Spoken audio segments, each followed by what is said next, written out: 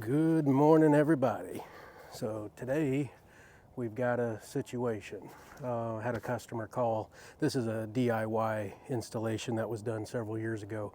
But they called saying that they have an issue with one of their little dogs getting through this fence here. And so we're gonna tap into the existing line and route the fence wire along this section of the wrought iron fence to prevent that little booger from getting through. And we're going to use that simple hand digging method that I showed you in previous videos. I'm not going to bother getting the machine out for this because it's a short distance and we've got to route the wire underneath the fence there. So, and then tap it in on the other side out front.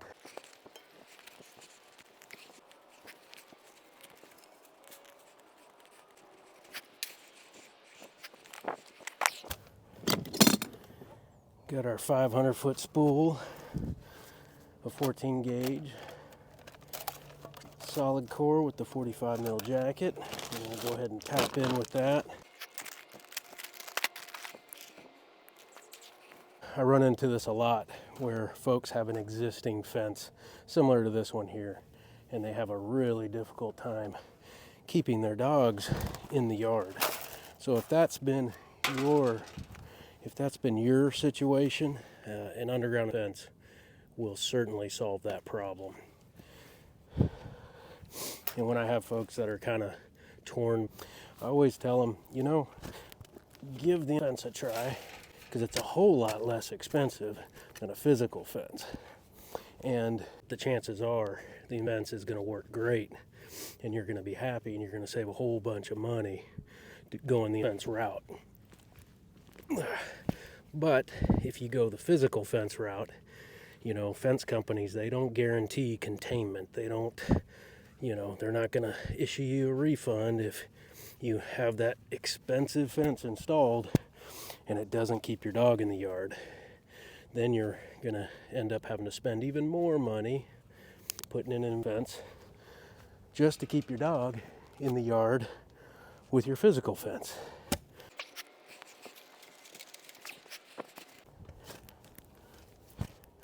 So that quick and easy hand dig method is where you sink your flat shovel in at an angle and just lift the sod open as I've demonstrated in other videos.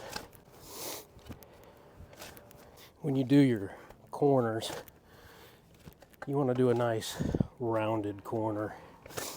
You don't want to go make a 90-degree turn because you want that signal to be nice and even in the corners.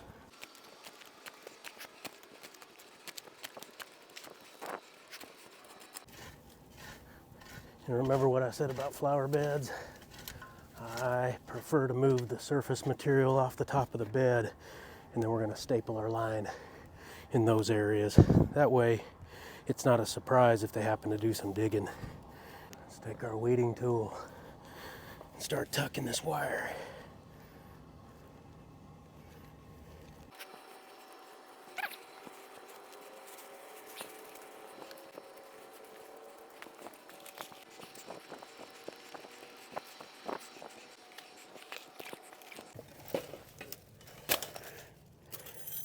Using our landscape staples, our heavy duty ones.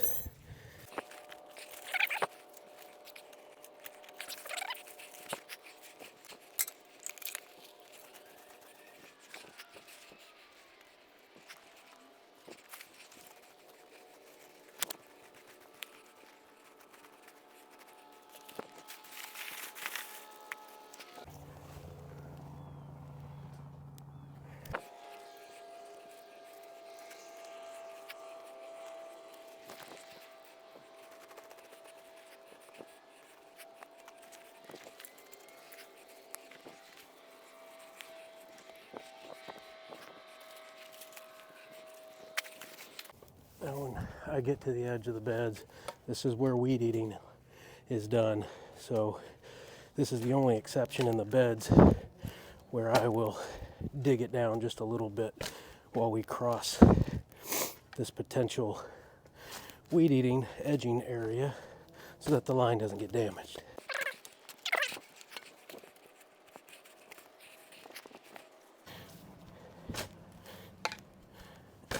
Now we're digging over to that white flag to my right. That's where the existing fence is running. So this alteration is just simply tapping in the one side, running it down the fence where they're having an issue with the dog getting out. And then we're gonna run over and tap it back in out front here.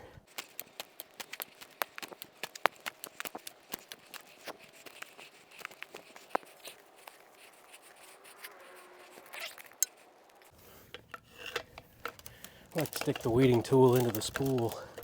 Helps unravel that line for you.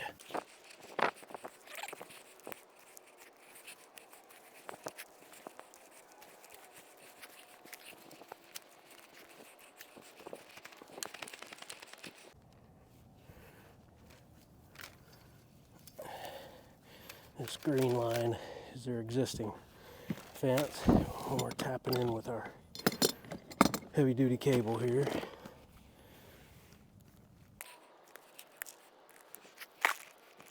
If you need a repair kit of decent quality, I'll leave a link in the description. And if you're looking for the best underground dog fence system, there'll be a link for that as well. You can check it out, the OPS 1000.